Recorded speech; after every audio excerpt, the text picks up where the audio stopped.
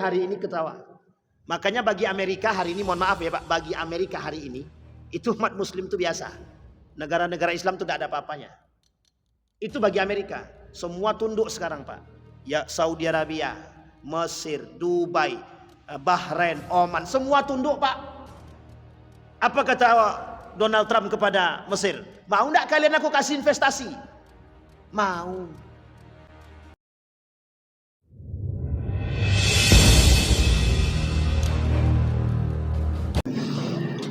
Assalamualaikum warahmatullahi wabarakatuh.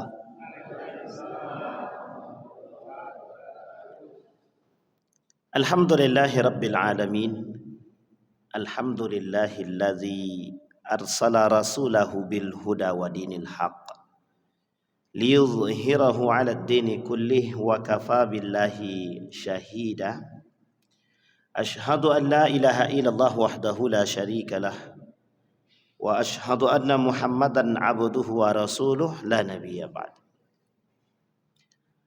Allahumma salli ala Muhammad wa ala ali Muhammad fil alamin innaka Hamidum Majid. Ya ayuhan nasu ittaqu rabbakum alladhi khalaqakum min nafsin wahidah wa khalaqa minha zawjaha wa batha minhuma rijalan katsiran wa nisaa wattaqullaha alladzi tasaaluna bihi wal arham innallaha kana 'alaikum raqiba.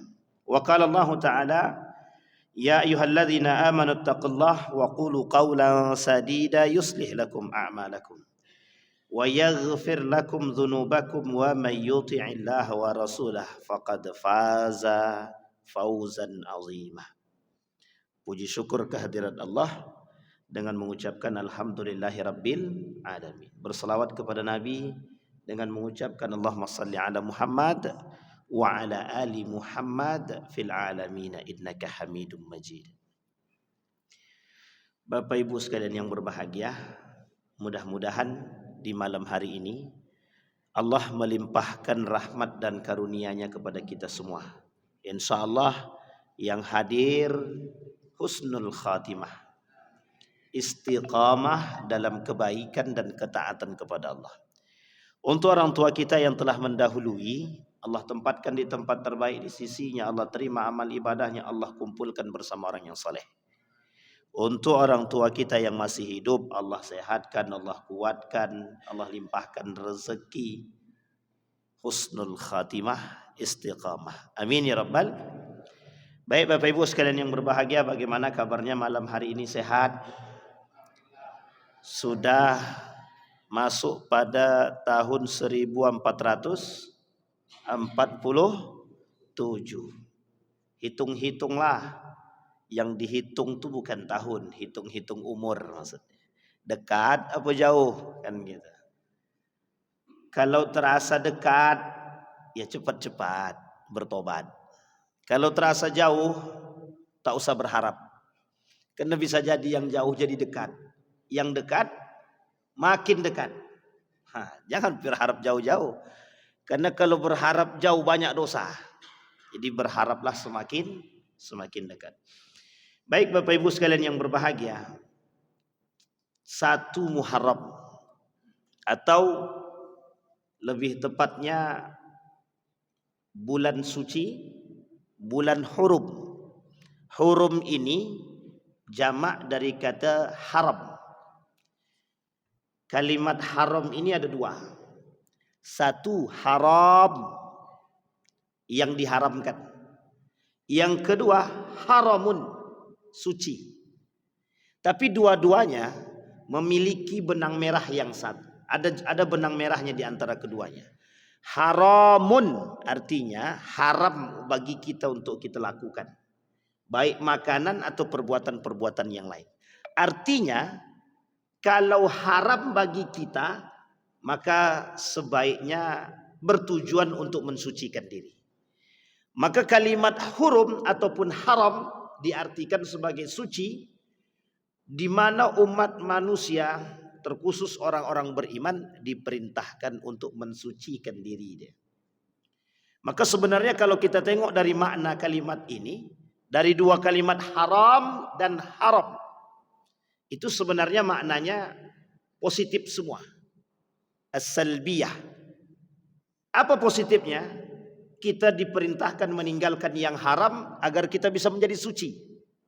Kita diperintahkan untuk mensucikan diri kita, la'allakum tattaqun, agar kalian tetap bertakwa dalam kesucian. Nah, Bapak Ibu sekalian yang berbahagia, sekilas tentang Muharram, saya ingin angkat sejarah. Mungkin Bapak Ibu sudah pernah dengar, tapi saya tak bahas sejarah Muharramnya dulu. Saya tak bahas sejarah tentang tanggal Hijriahnya, enggak. Saya bahas tentang Masehi saja. Biar Bapak Ibu ini tahu semua tentang Masehi, dan saya kira Bapak Ibu dah tahu. Bapak Ibu sekalian yang berbahagia, di dalam penanggalan hari ini ada dua. Ada Masehi, ada Hijriah. Betul ya? Masehi, Bapak Ibu sekalian yang berbahagia, itu dipergunakan oleh umat Kristiani pada masa dahulu, lebih tepatnya Kristiani pada masa awal. Masehi. Tujuannya adalah menetapkan tanggal untuk kelahiran Yesus yang dalam bahasa Latin mereka sebut dengan Anno Domini, AD, yang berarti tahun Tuhan kita, dan Common Era atau disebut dengan era kita, era Masehi Common. Dan before Christ, sebelum Christ atau sebelum kelahiran Kristus, atau before Common Era atau sebelum masa umum. Sebagian besar daripada orang-orang Kristiani pada masanya mempergunakan singkatan M dan SM. M Masehi, SM sebelum Masehi. Sampai di sini bisa dipahami ya Ibu ya. Singkat cerita, nama-nama bulan di dalam Masehi tersebut diambillah dari nama-nama dewa-dewa. Kita ambil contoh misalkan Martius, salah satu nama dewanya bangsa Romawi, namanya Martius. Martius ini bulannya Maret. Sampai sini paham ya Bapak Ibu ya? Baik. Yang kedua, misal lain adalah ada namanya Januari. Januari itu diambil dari nama Janius. Janius ini nama dewa juga. Ada nama lain, ada nama dewa Mars, ada nama dewa Mais, ada nama dewa Junius atau Juno.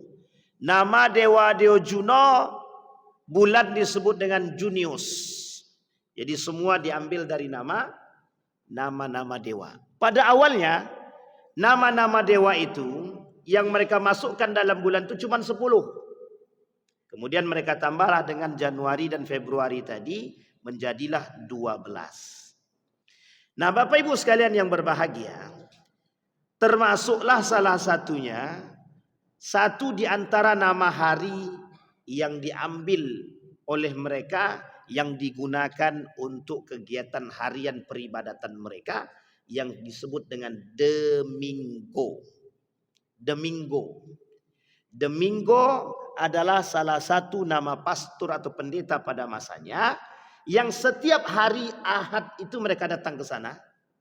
Maka disebutlah harinya Domingo.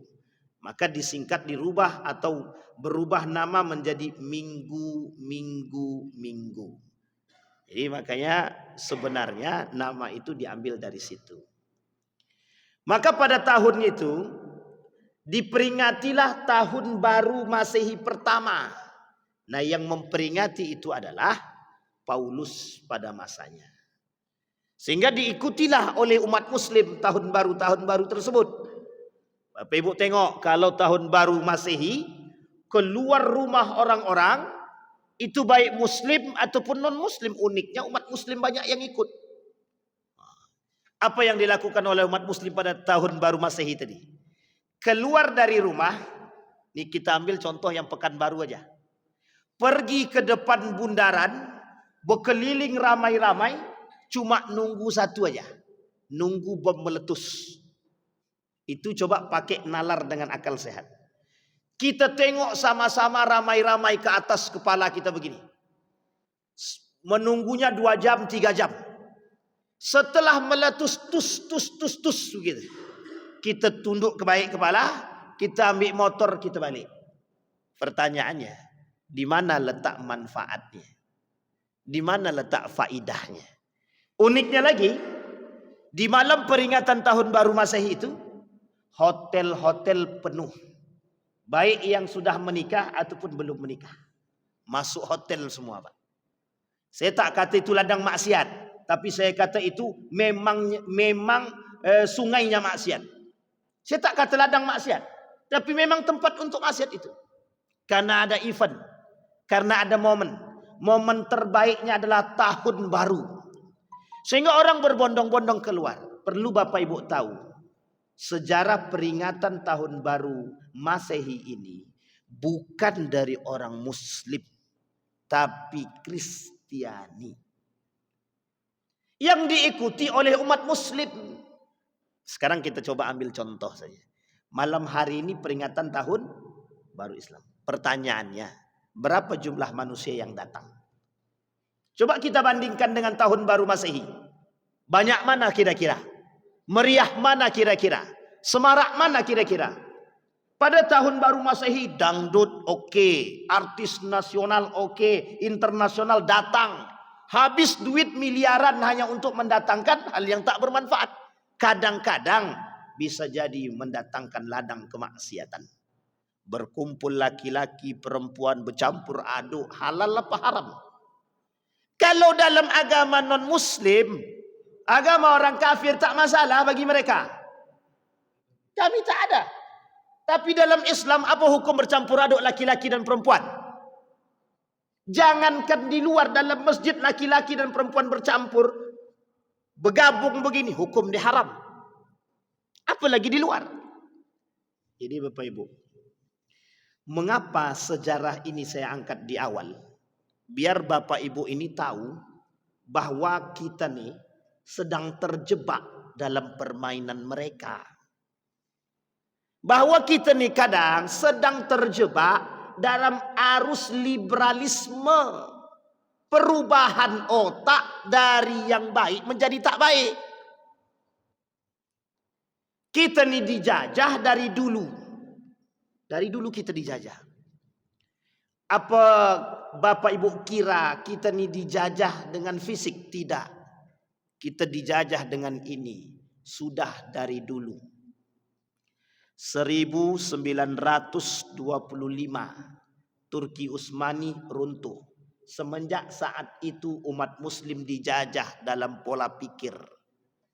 Diajaknya kita memperingati Tahun Baru Masehi. Dihilangkannya Tahun Baru Islam. Padahal kapan Tahun Baru Islam ini berlaku? Nah, nanti kita bahas pada masa itu.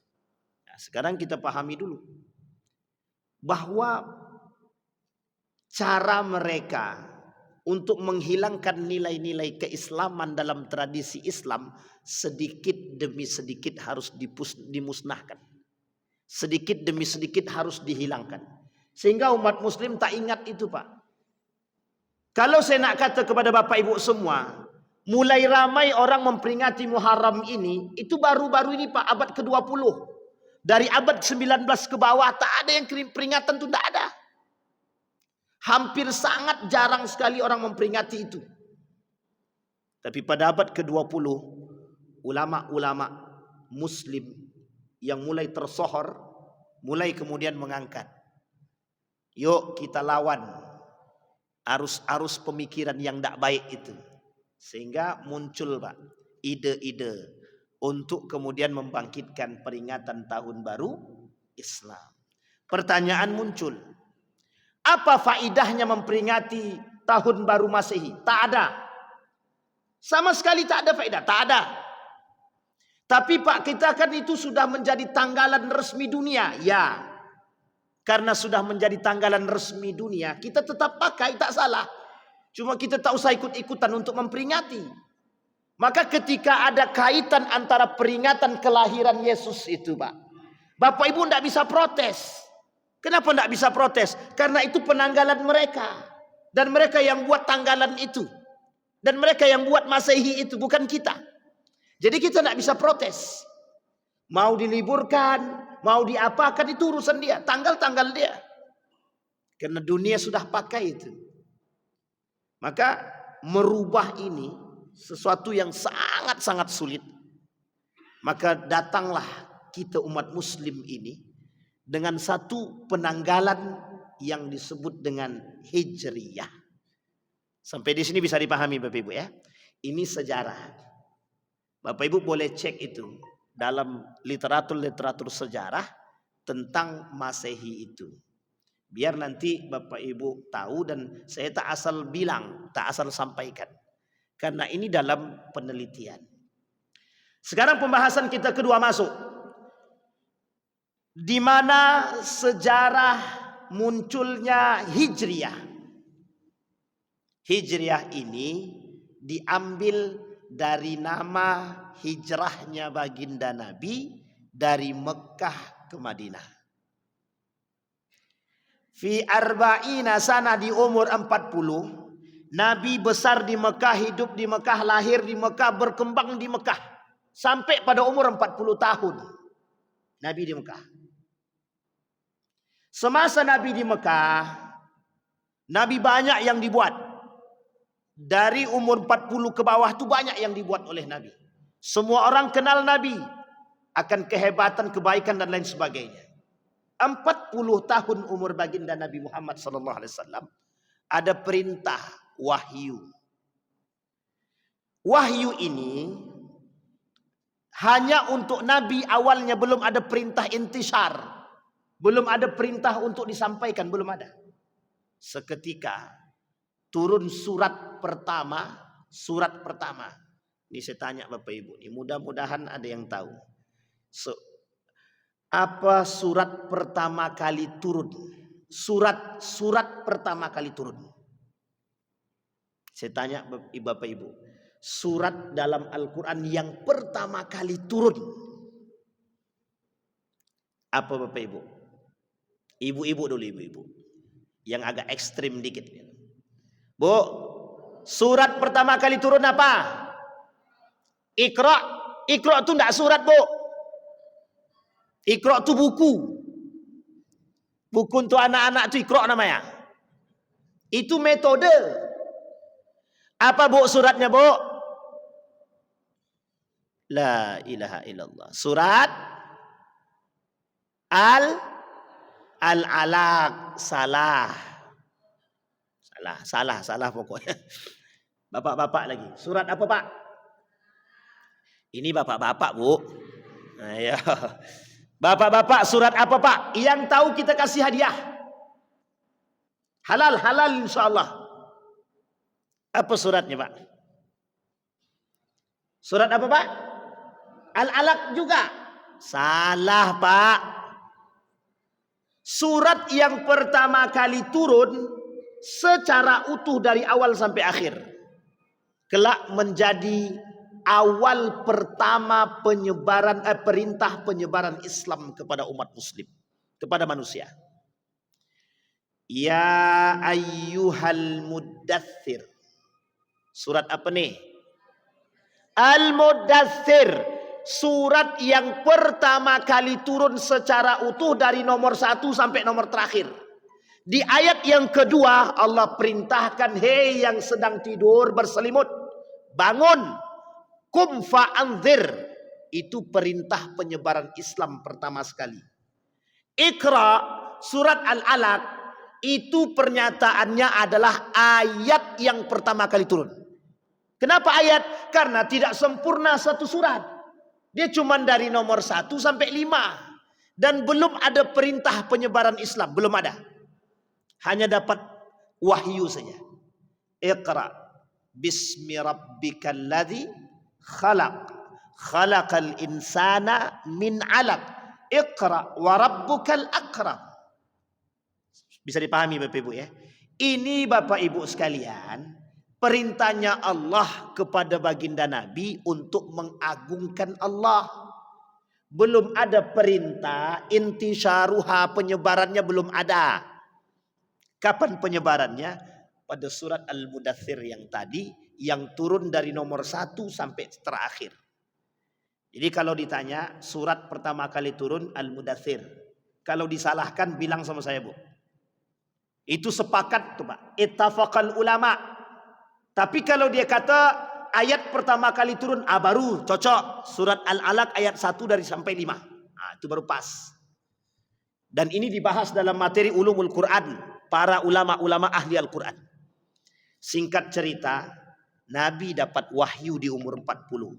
Semenjak Nabi dapat wahyu dan diperintahkan menyebarkan Islam, disitulah Nabi mendapatkan siksaan, pelecehan, kemudian semua pokoknya.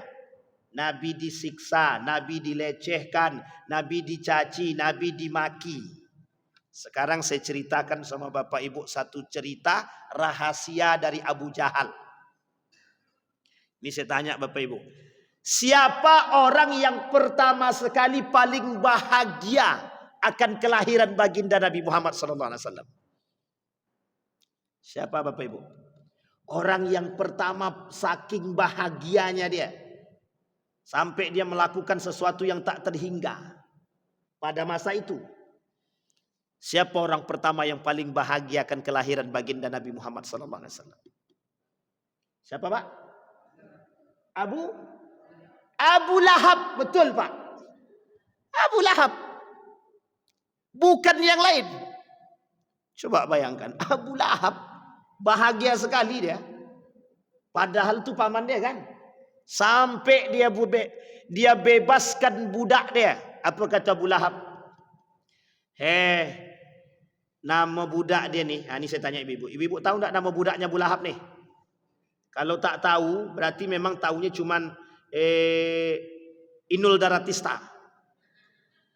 Ibu tahu nama budaknya Abu Lahab? Tak tahu, Bu? Kan? Apa kata kita? Namanya Suwaibah. Siapa, Bu? Saya tak tanya lagi, Bu. Tenang, tak kita tanya lagi. Suwaibah ni budak Abu Lahab. Kata Abu Lahab, kau tengok Siti Aminah tu kalau lahir nanti kalau lahir bayinya, kasih tahu sama saya, engkau aku bebaskan dari budak. Melahirkanlah Aminah, lahir baginda Nabi Muhammad SAW, disampaikan oleh Suwaibah kepada Abu Lahab. Kata Abu Lahab, mulai hari ini engkau aku bebaskan. Coba, yang menunggu kelahiran Nabi itu saking bahagianya siapa? Abu Lahab. Yang kelak menjadi apa? Tabbat yada abi lahabi wa tab. Coba bayangkan tuh. Sampai turun ayat khusus itu untuk Abu Lahab itu. Kalau sempat ketika itu Abu Lahab masuk Islam, maka Nabi betul-betul terkenal akan kedustaannya. Tapi Allah sudah punya cerita jalan lain. Tidak mungkin tuh Abu Lahab masuk Islam tuh, tidak mungkin kan. Abu Lahab punya saudara sepupu, namanya Abu Jahal. Ini saya ceritakan Abu Jahal. Nabi sudah dapat wahyu. Tiap malam Nabi membaca Al-Quran. Tiap malam mengulang apa yang didapat oleh yang mengulang wahyu yang diberikan oleh Allah. Satu ketika Abu Jahal ngintip mendengarkan Nabi baca Quran. Malam-malam jam 10 malam dia keluar dari rumah dia dengarkan Nabi baca Quran. Sampai dini hari. Ketika mau pulang dari rumah Nabi, kemudian bertemu dengan Abu Sufyan dan kawan dia. Rupanya Abu Jahal ini dan Abu Sufyan ini dan kawannya ini setiap malam mendengarkan Nabi baca Quran. Coba bayangkan. Kata Abu Sufyan kepada Abu Jahal, ngapain ente ke sini? Lu kalian ngapain di sini? Ya kami mendengarkan Muhammad, kata dia. Kata Abu Jahal, mulai hari ini tidak ada lagi yang ke sini. Cukup sekali aja. Dan jangan ada yang tahu, cukup kita aja. Kata Abu Jahal. Balik Pak Abu Jahal dan Abu Sufyan dan kawannya. Besok malamnya ngintil pelan-pelan Abu Jahal tadi Pak. Ngintip lagi. Terserobok lagi sama Abu Sufyan. Sama-sama sedang ngintil juga. Kata Abu Sufyan, loh kok bisa? Sudah dilarang masih juga buat lagi. Kata Abu Sufyan, udahlah kata Abu Jahal, ini terakhir. Pokoknya ini terakhir, sepakat? Sepakat. Besok malamnya yang ketiga, sama Pak. Ngintip lagi dan didengarkan langsung oleh Abu Sufyan. Dan Abu Sufyan ada di situ sama kawannya. Kata Abu Sufyan, katanya kemarin terakhir. Loh, ente juga masih di sini kata Abu Jahal. Akhirnya Pak, pulanglah mereka ini. Esok harinya Abu Jahal sama kawannya bilang, Abu Sufyan bilang sama kawannya begini. Bro, menurut ente yang dibacakan Muhammad itu benar apa tidak ya? Kata Abu Sufyan. Jawaban kawan Abu Sufyan apa? Menurut saya itu betul loh. Nah, itu bahasa kita nih. Menurut saya yang dibaca Muhammad itu benar. Begini aja kata Abu Sufyan. Besok kita datang ke rumah Abu Jahal, kita tanya sama dia dengan kejujuran dia. Datang Pak 2 orang nih Pak ke rumah Abu Sufyan. Ke rumah Abu Jahal. Ya Abu Jahal. Kata Abu Sufyan. Menurut ente nih. Jawab dengan jujur ya. Kata Abu Sufyan. Apa yang disampaikan Muhammad ini betul apa salah? Bapak Ibu perhatikan kalimatnya. Yaitu tertulis dalam kitab itu. Apa kata Abu Jahal itu? Wallahi. Gitu dia. Ini dia pakai kalimat wallahi ini. Tapi wallahi dia tak sama dengan wallahi kita ya. Wallahi sungguh apa yang disampaikan Muhammad itu betul. Sangat-sangat betul kata dia. Bingung Abu Sufyan. Kok ini kayaknya lagi sehat nih akalnya Abu Jahal nih kata dia kan. Kemudian disampaikan sama Abu Jahal. Kalau betul kenapa ente tak masuk ke agama Muhammad kata dia. Dijawab sama Abu Jahal. Sederhana jawabannya itu Pak. Dari kabilah Muhammad ada nabi. Dari kabilah kami tak ada nabi kata dia. Gengsi aku kata dia. Sampai sini paham Bapak Ibu? Yang membuat dia tak mau masuk Islam itu cuma karena gengsi. Yang tak mau dia masuk ke dalam agamanya Nabi Muhammad ini itu karena gengsi aja. Makanya dia mati dalam keadaan kafir. Mati dalam keadaan kafir. Nah Bapak Ibu sekalian yang berbahagia, singkat cerita ini sejarah saja. Baginda Nabi Muhammad SAW dapat wahyu. Dalam masa itu Pak, Nabi punya penyiksaan yang sangat-sangat besar. Dan Bapak Ibu sudah paham cerita itu. Di masa sedihnya Nabi, meninggalnya istri, meninggal sang kakek, kesedihan yang mendalam. Kemudian Nabi disiksa, sampai ke Taif juga disiksa. Pokoknya penyiksaan deh. Hidup Nabi itu tidak ada yang, kalau kita sebut, semenjak Nabi dapat wahyu itu tidak ada hidupnya dalam keadaan tenang itu tidak ada. Semua dalam keadaan yang kacau menurut kita. Tapi menurut Nabi dia punya Tuhan, dia punya Allah yang selalu menenangkan hati dia. Sampai Allah turunkan surat namanya Alam Nasrah Laka Sadrak. Itu tujuannya itu Pak. Muhammad kata Allah. Bukankah kami sudah berikan ketenangan pada dirimu kata dia. Kalau Nabi yang lain berdoa. Rabbi srah li sadri. Ya Allah lapangkan dadaku. Kata Allah kalau untuk Nabi Muhammad tidak. Langsung Allah kata. Apa kata Allah? Alam nasrah laka sadrak. Itu perbedaan Nabi Muhammad dengan nabi-nabi yang lain. Singkat cerita, dalam masa inilah baginda Nabi Muhammad SAW diperintahkan oleh Allah untuk melakukan hijrah. Sekarang saya sampaikan kepada Bapak Ibu ada rahasia di balik sejarah hijrahnya Nabi. Saya tanya Bapak Ibu, mengapa Nabi berhijrah? Untuk bapak-bapak, mengapa Nabi berhijrah? Mengapa Pak? Ini diamnya agak tenang sih kita gimana nih? Untuk apa Pak? Karena di Mekah agama dia tidak diterima. Satu, ada lain Bu? Udah kayak pertanyaan anak SD aja Ustaz. Iyalah langsung aja Ustaz. Oke lah.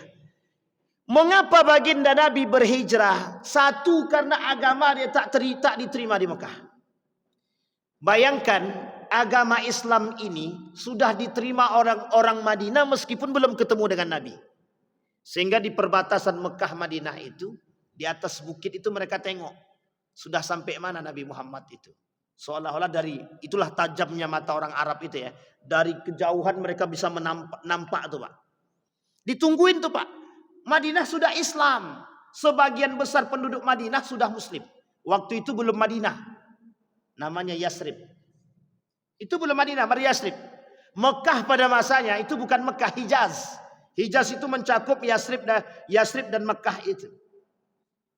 Dan itu belum.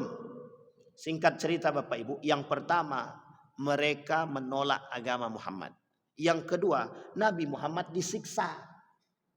Kalau terlalu sering disiksa nanti mati duluan. Kalau Nabi Muhammad mati duluan, tak akan ada orang yang mau. Satu ketika ada satu kejadian. Dan Nabi berdoa kepada Allah. Apa doa Nabi?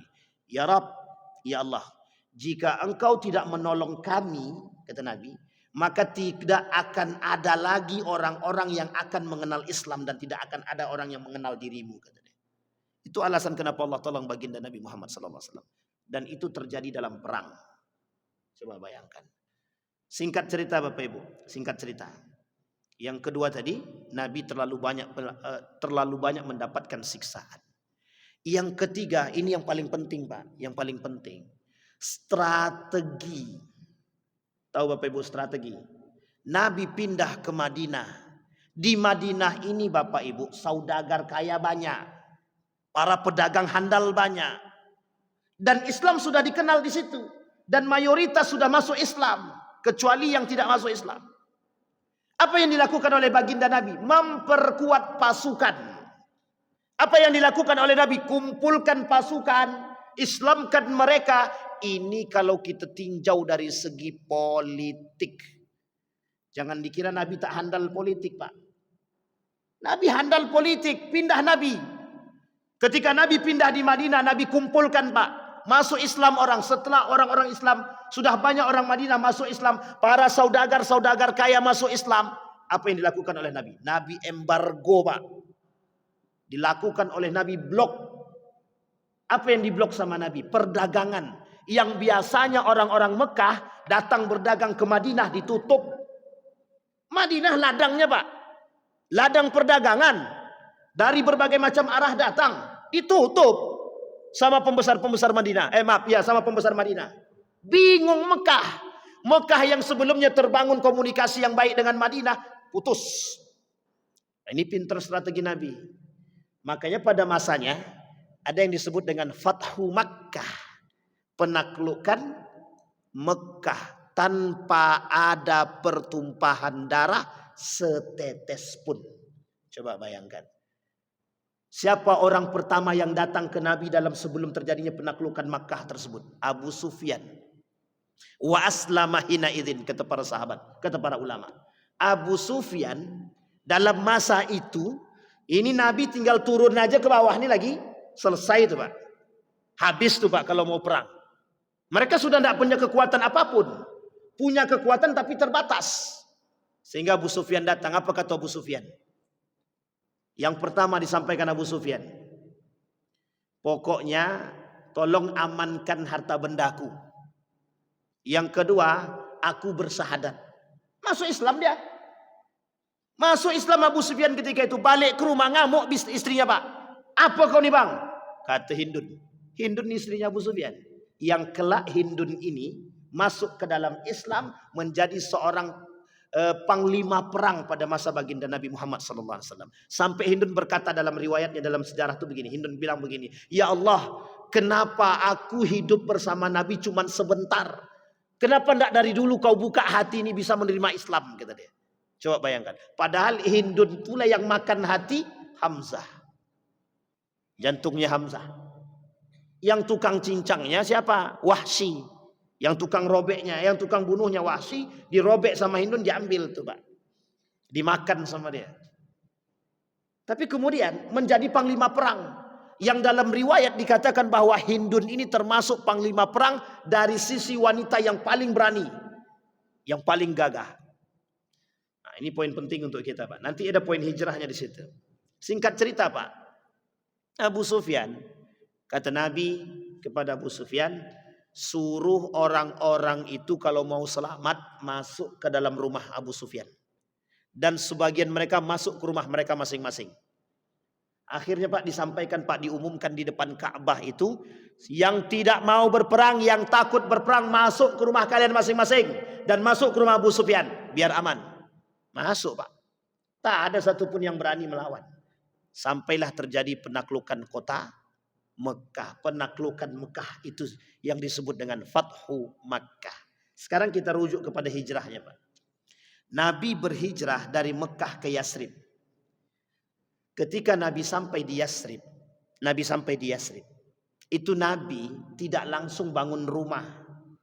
Nabi berdiri di tanahnya dua orang anak yatim piatu Yahudi.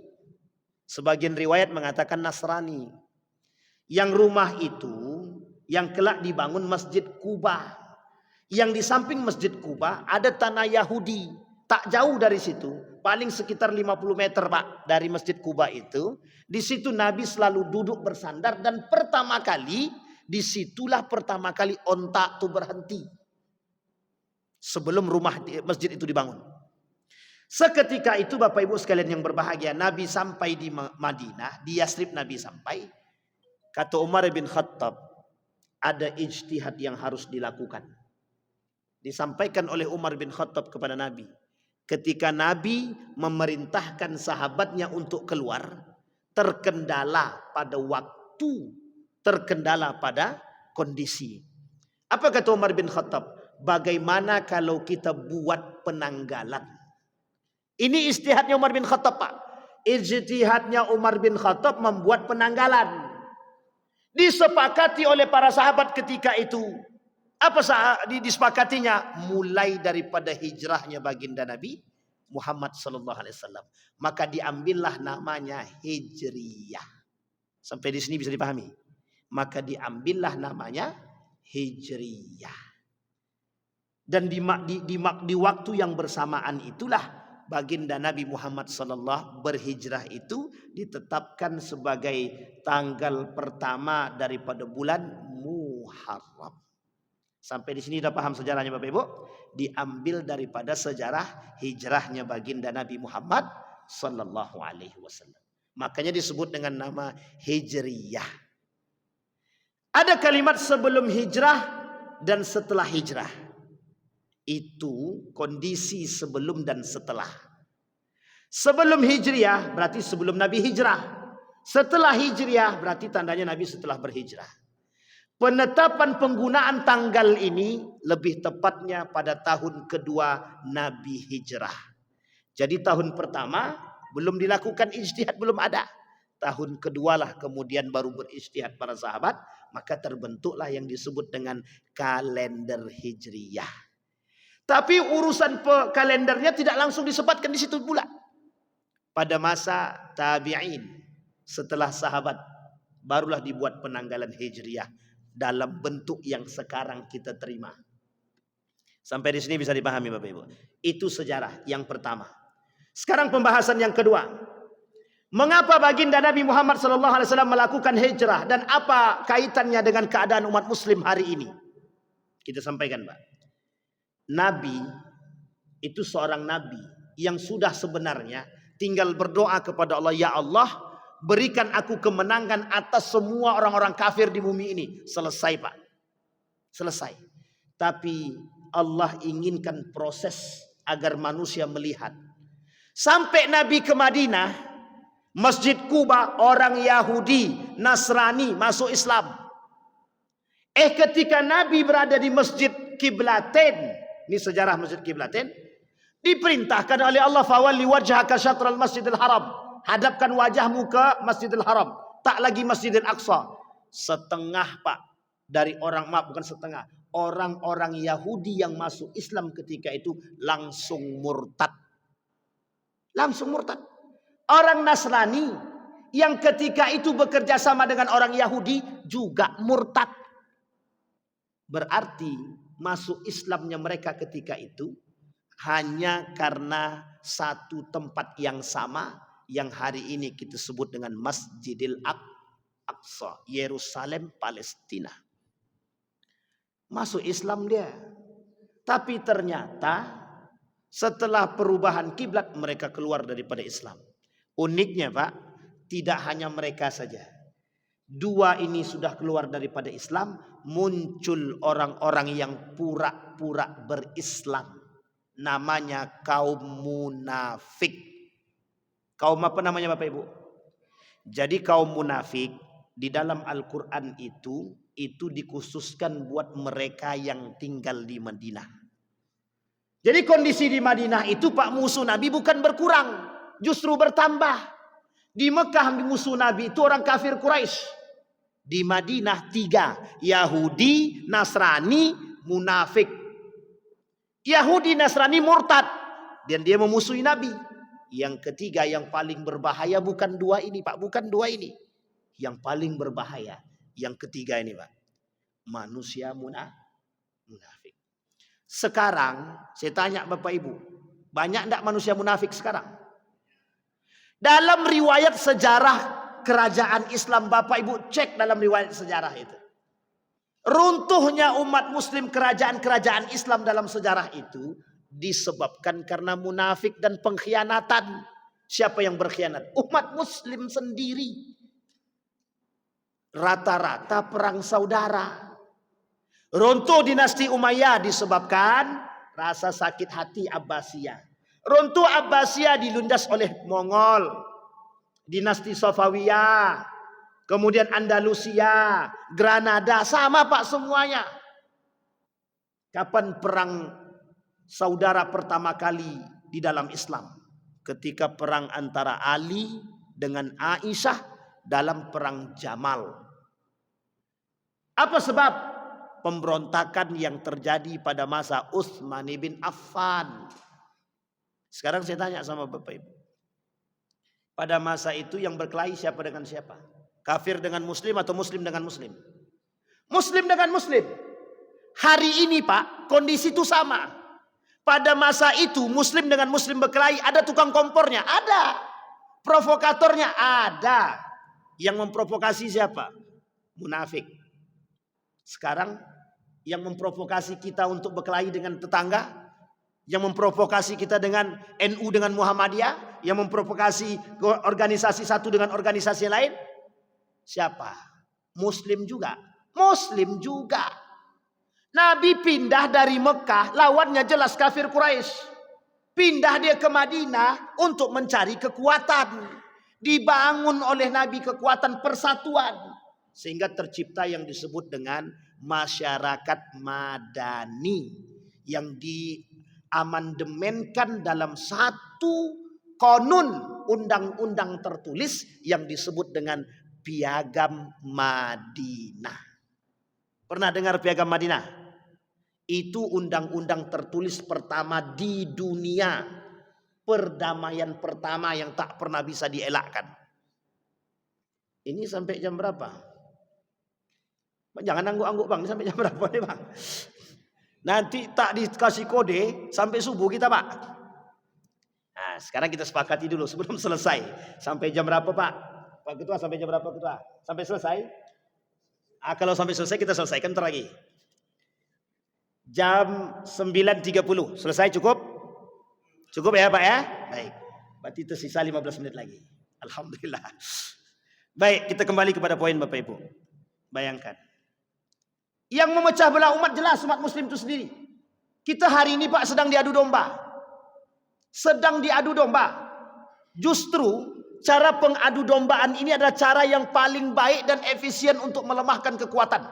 Kita lihat pada masa Nabi di Madinah. Kuatkah Nabi di Madinah? Kuat sangat Pak. Sangat kuat. Nabi di Madinah itu sangat kuat. Hampir tidak ada perperangan yang kalah. Kecuali perang Uhud. Itu pun perang Uhud itu hasil provokasi para pengkhianat. Siapa provokator para pengkhianat ketika itu dalam perang Uhud? Namanya kaum munafik. Apa kata kaum munafik? Kalau kalian tak ambil harta rampasan itu, sayang. Itu untuk kita, ambil aja. Kan boleh. Turun Pak pemanah itu tadi. Nabi sudah bilang jangan turun, tapi mereka tetap turun. Tukang provokatornya siapa? Kaum munafik. Yang kaum munafik ini sebelumnya dalam perang Uhud tak mau berperang. Tapi karena gengsi, semua umat muslim berperang, dia tak ikut, malu. Akhirnya ikut dia provokasi Pak. Umat muslim yang baik-baik itu. Sehingga terbunuhlah di situ siapa namanya? Paman baginda Nabi Muhammad Sallallahu Alaihi Wasallam, Hamzah, yang kelak nama masjid ini diambil dari masjid yang di sono. Nama masjidnya Masjid Syuhada. yang ada di dekat Bukit Uhud, dan disebutlah di situ makam syuhada. Para penghafal Quran banyak yang meninggal, termasuk salah satunya paman baginda Nabi Muhammad sallallahu alaihi wasallam. Nah, Bapak Ibu sekalian yang berbahagia, kondisi kita hari ini sedang dilemahkan dengan cara pengadu dombaan. Karakter Fir'aun dalam Al-Quran ada 16 karakter. Satu diantaranya memecah belah umat. Jadi orang-orang yang suka memecah belah umat sekarang ini Fir'aun, Ustaz, bagian daripada Fir'aun. Jadi kalau ada umat muslim yang memecah belah umat, Fir'aun dia itu. Bilang aja Fir'aun. Kenapa kok gitu? Memang itu karakternya, Pak. Apa tujuannya, Pak? Apa tujuan kita dipecah belah? Lidha'fi al-quwwah lil muslimin. Melemahkan kekuatan orang-orang muslimin. Apa kata Syekh Yusuf Al-Qardawi? Mudah sekali membuat kita ini lemah, mudah. Dipecah belahnya kita, Pak. Akhirnya yang berkelahi siapa? Kita sesama muslim. Yang di belakang ngapain? Tertawa, Pak.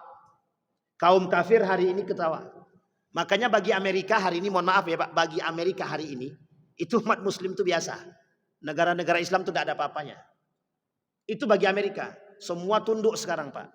Ya, Saudi Arabia, Mesir, Dubai, Bahrain, Oman, semua tunduk, Pak. Apa kata Donald Trump kepada Mesir? Mau enggak kalian aku kasih investasi? Mau. Makanya dilarang orang-orang untuk parade Gaza. Yang ikut parade Gaza di Mesir menembus perbatasan blokade Israel, itu dideportasi, Pak. Yang datang dari negara manapun dideportasi langsung. Termasuk para artis-artis Indonesia yang ikut ke sana, itu yang ketahuan dideportasi langsung. Coba pertanyaannya, siapa mereka? Muslim, Muslim. Mesir Muslim, Muslim.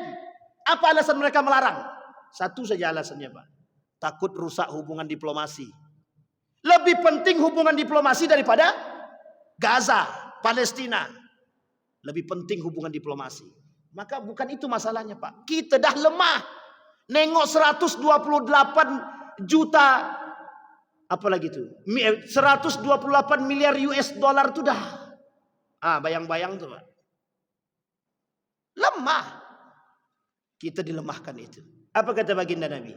Kelak umat muslim ini dikelilingi oleh orang-orang yang ingin memakan mereka. Kata sahabat kepada Nabi, amin killatin nahnu hina izin. Apakah kami ketika itu sedikit? Kata sahabat. Jawab Nabi, dak bal antum katsir. Ndak, kalian banyak, kata Nabi. Kakusail lail sail, seperti buih di lautan, kata Nabi. Loh, walakinnakum dhaif, tapi kalian lemah. Apa penyebab kalian lemah? Kalian terjangkit penyakit wahan. Apa itu wahan? Hubbud dunya wa karahiyatul maut. Cinta dunia, benci kematian. Ini saya kasih sejarah singkat daripada runtuhnya Andalusia. Runtuhnya Andalusia itu, Pak, cintanya masyarakat Granada ketika itu dengan musik. Penyebab awal runtuh dan hancurnya Andalusia itu gara-gara musik, Pak. Gara-gara ada seorang pemuda bernama Ziryab yang membawa alunan musik itu sehingga ditenarkan oleh pemerintah pada masanya, dikenang semua sampai hari ini, Pak. Semua tidak kenal lagi dengan Islam, yang dikenal adalah musik. Itu runtuh. Cinta terhadap dunia. Duit, Pak. Goyang lutut. Tengok duit 128 miliar US dollar hilang semua, Pak. Tidak sanggup. Saudi tak sanggup, Saudi tak sanggup. Mesir tak sanggup, Dubai tak sanggup. Apalagi yang tak sanggup? Semua tak sanggup. Kecuali Yaman, Turki, Iran termasuk salah satu negara yang berani membombardir. Meskipun juga bagian daripada musuh sebenarnya. Tapi kita akhafud dararain. Kita cari doror yang paling ringan di antara kedua doror itu. Israel bahaya. Musuh kita, Pak. Syiah musuh yang jelas juga. Tapi di antara kedua ini mana yang paling ringan jadi musuh kita? Iran. Maka kita perlu bantu Iran. Perlu. Daripada kita bantu Israel. Kalau kita bantu Israel munafik kita, Pak. Kalau kita bantu Israel. Jadi jangan tersinggung ya Bapak Ibu ya. Yang masih membeli produk Israel itu munafik berarti. Pak, jangan tersinggung. Ibu-ibu jangan tersinggung. Harus begitu, harus. Karena kalau tidak kita, Pak, sudah kita tak sanggup berjihad, sudah tak mau keluar materi, justru kita masih dukung mereka dengan membeli produk mereka. Coba bayangkan. Kembali kepada poin kita tadi. Jadi hijrah itu Nabi membangun kekuatan. Setelah Nabi wafat, celahnya dapat. Celah untuk meremehkan dan merendahkan dan melemahkan umat muslim dapat. Kapan lebih tepatnya? Lebih tepatnya setelah wafatnya Umar bin Al-Khattab. Pada masa Abu Bakar semua yang murtad diperang. Yang tak mau bayar zakat diperang. Nabi palsu diperang. Pada masa Abu Bakar. Semua masih dalam kekuatan yang tangguh. 2 tahun cuman Pak lama ya Pak. Naik Umar bin Khattab. Pada masa Umar, kekuatan umat muslim tangguh Pak. Ditaklukkan Pak. Termasuk Umar bin Khattab orang pertama yang menaklukkan Palestina, Yerusalem tanpa ada pertumpahan darah. Sampai di sini bisa dipahami Bapak Ibu ya. Nah sekarang kita rujuk pada poin inti kita. Berarti apa inti daripada hijrah? Inti daripada hijrah at-taghayyur wat tahawul. Melakukan perubahan besar-besaran kepada diri. Bukan dari yang baik, kepada yang buruk. Dari yang buruk menjadi yang baik. Apa kata Allah dalam Al-Quran? Man yuhajir fi sabilillah yajid fil ardi muragaman katsira wasa'a wa man yakhruj min baitihi muhajiran wa man yakhruj min baitihi thumma yudrikul maut faqad waqa'a ajruhu 'ala Allah. Kalau kalian keluar dari rumah kata Allah, berhijrah untuk jadi yang lebih baik, kemudian meninggal di tengah jalan, faqad waqa'a ajruhu 'ala Allah. Niat baik kalian sudah sampai di tangannya Allah. Dalam hadis Nabi, faqad dakhalal jannah. Dia masuk ke dalam surga. Pertanyaannya adalah, apa yang harus kami hijrahkan hari ini, Pak? 1, hijrahkan hati kita dari yang galau jadi tak galau. Ini yang paling sederhana kan? Hijrahkan hati kita dari yang tidak baik jadi baik. Hijrahkan tangan kita dari yang tadinya mengambil yang haram jadi yang tak mengambil yang haram. Hijrahkan mulut kita dari memakan yang haram jadi yang halal. Hijrahkan semua Pak. Orang yang memakan yang haram tak akan ada sedikit pun kesaksian dia di hadapan Allah. Tak ada. Meskipun dia cuma makan 25% atau 5% atau cuma 1% yang haram. Tak Allah terima dari doa dia. Tak Allah terima dari amal ibadah dia. Karena kelak di akhir zaman begitu kata Nabi. Ini perlu saya sampaikan Pak. Kenapa kita perlu hijrah besar-besaran? Karena kelak di akhir zaman la ya'tiyadna 'alan nasi zamanun la yubali bima akhadha minal halal aminal haram. Kelak sampai pada masanya di akhir zaman, umatku tak akan berfikir mana yang halal, mana yang haram untuk mengambil pendapatan bagi mereka. Yang haram mereka makan, mereka libas.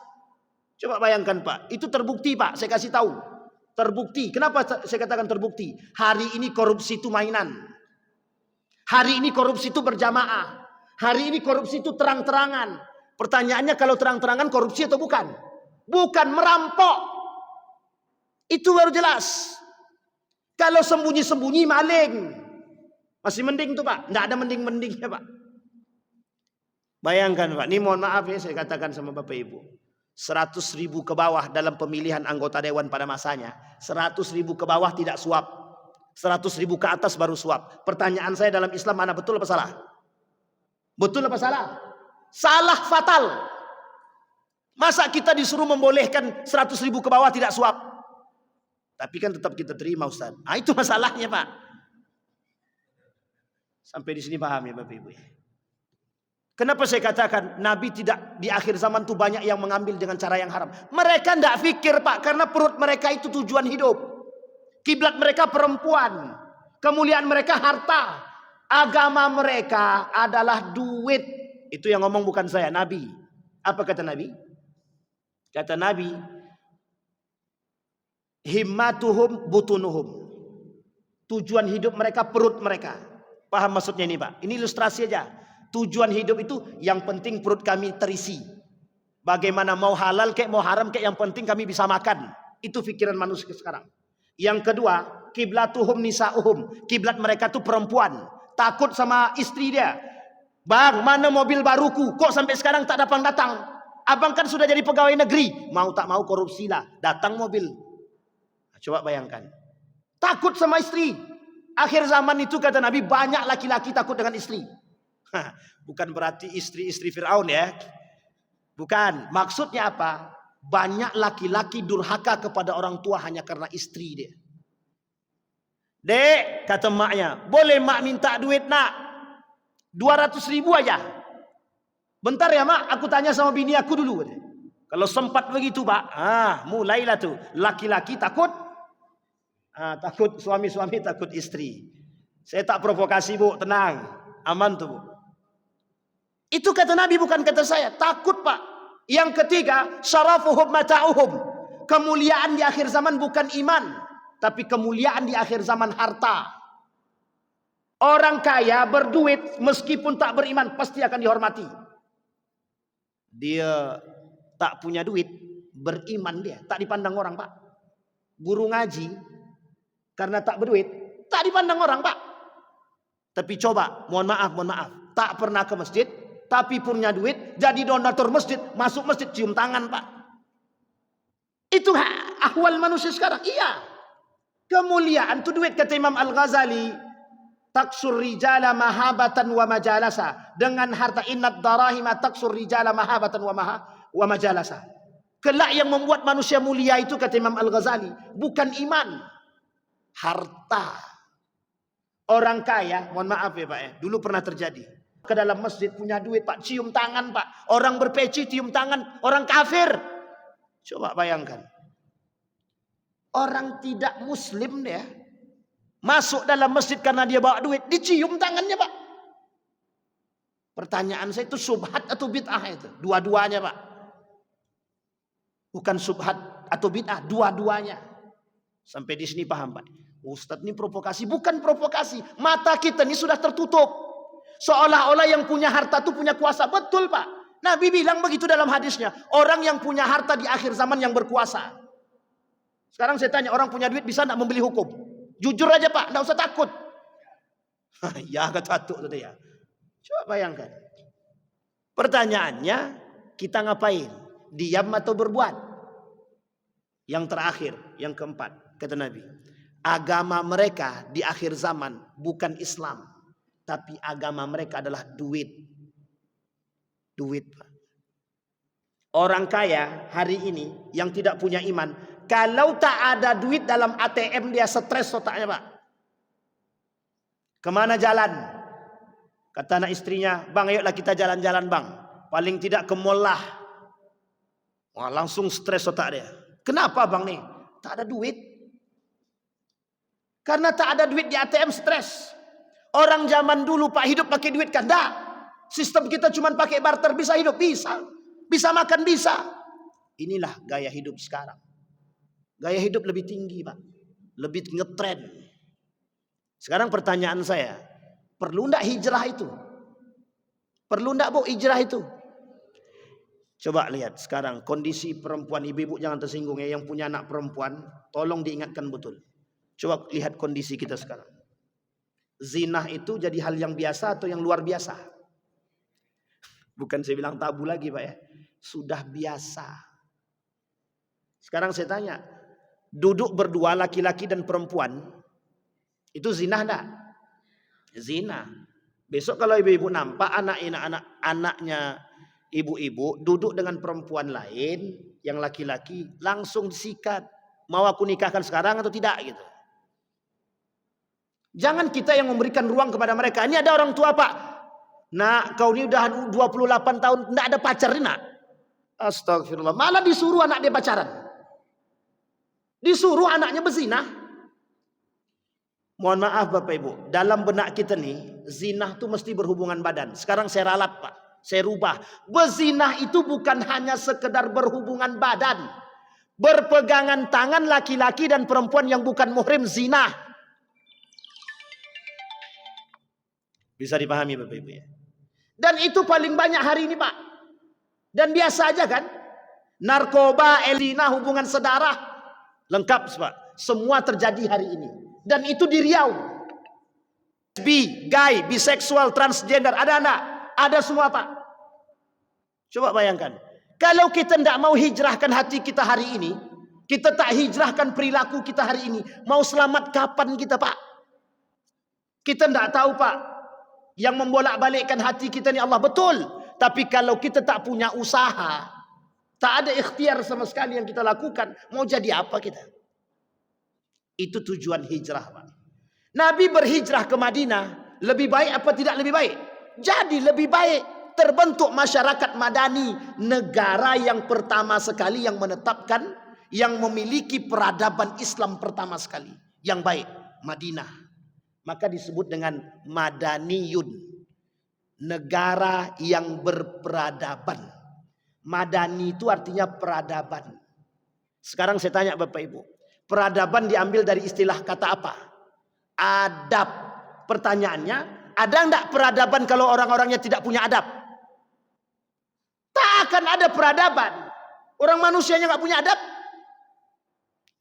Kita masukkan pada ayat yang terakhir. Kata Allah, hati mereka sudah mati. Kalau hati mereka sudah mati, perilaku yang mereka buat akan lebih berbahaya daripada binatang. Balhum adal. Bahkan mereka jauh lebih bejat daripada binatang. Sekarang saya tanya sama Bapak Ibu. Kalimat ini kita coba konversikan ke keadaan kita hari ini.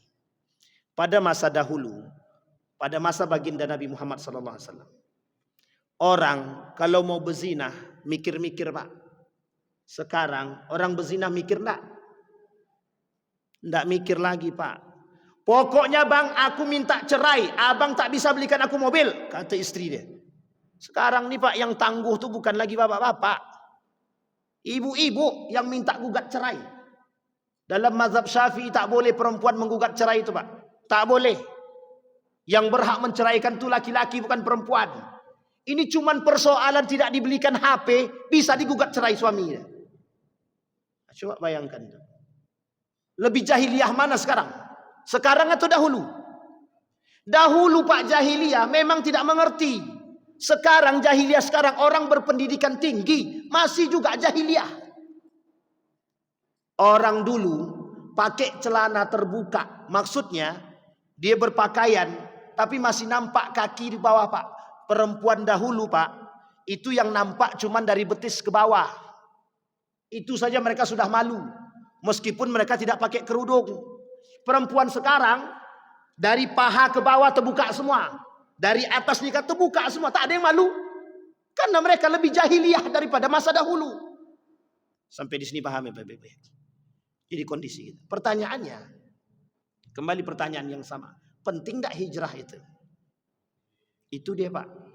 Jadi jangan sekedar penting hijrah, tapi kita tak menggunakan kekuatan kita untuk mendidik keluarga kita lebih baik daripada sebelumnya. Mohon maaf Bapak Ibu sekalian yang berbahagia. Tarbiyatul hijrah, pendidikan hijrah kepada anak, terkhusus bagi keluarga kita, wajib. Di tahun sebelumnya anak kita tidak pernah sholat, usahakan tahun ini dia sholat. Bagaimana caranya? Orang tua punya peran tinggi dan besar. Kalau orang tuanya saja tak sholat, diperintahkan anaknya, nak sholat nak, bapak aja tak sholat, kata dia. Mau apa kita ngomong? Mau kita pukul dia? Pukul dulu diri kita sendiri. Nak, pakai hijab lah nak. Kalau keluar tuh, mama aja keluar jemur baju tanpa hijab, kata dia. Kadang pakai tank top dia, kata dia. Mau ngomong apa kita? Hijrahkan diri kita. Kadang-kadang mohon maaf Pak, kita nih pandai berbicara tapi tak pandai berbuat. Nabi, sebelum dia jadi nabi, dia sudah melakukan perbuatan itu dengan akhlak dia dulu. Maka tolak ukur sebelum datangnya Islam untuk menjadi tolak ukur kebaikan itu adalah akhlak, fitrah kemanusiaan, baik. Kalau dia tak baik, berarti masuk neraka. Kalau dia baik, masuk surga. Sebelum datangnya agama. Setelah datangnya agama, baru Pak hitung-hitungannya dengan agama. Sampai di sini bisa dipahami ya Bapak Ibu ya. Nah, poin pentingnya Bapak Ibu, daripada tahun baru ini, Semakin kita ke sini, itu bukan semakin jauh dengan hari kiamat. Ingat ya Bapak Ibu ya. Semakin ke belakang, bukan semakin jauh dengan hari kiamat, tapi semakin dekat dengan kiamat. Perperangan di mana-mana itu tanda hari kiamat itu terasa dekat. Jadi kalau kita tidak cepat-cepat bertaubat kepada Allah, kalau kita tidak cepat-cepat melakukan kebaikan, kapan kita mau lakukan kebaikan itu lagi? Nah Bapak Ibu sekalian yang berbahagia, saya petik sebagai penutup bagi kita semua. Ku anfusakum wa ahlikum nara. Kata Allah, jaga dirimu dan anak-anakmu. Karena sesungguhnya kelak di sana itu kata Allah, tak ada satupun yang mampu membantu, satupun tak mampu. Anak tak mampu membantu orang tua tak mampu membantu anak. Yang mampu membantu kita cuma satu. Di mana letak ketakwaan kita kepada Allah. Maka hijrah dari setiap tahun yang kita peringatkan harus menjadi manusia yang lebih baik, bukan yang lebih buruk. Kalau orang yang tahunnya menjadi lebih buruk, hari-harinya menjadi lebih buruk daripada sebelumnya, itulah contoh manusia-manusia yang dilaknat oleh Allah. Mal'un. Orang-orang yang dilaknat oleh Allah. Nah Bapak Ibu sekalian yang berbahagia, berdoalah kepada Allah dengan sekuat mungkin.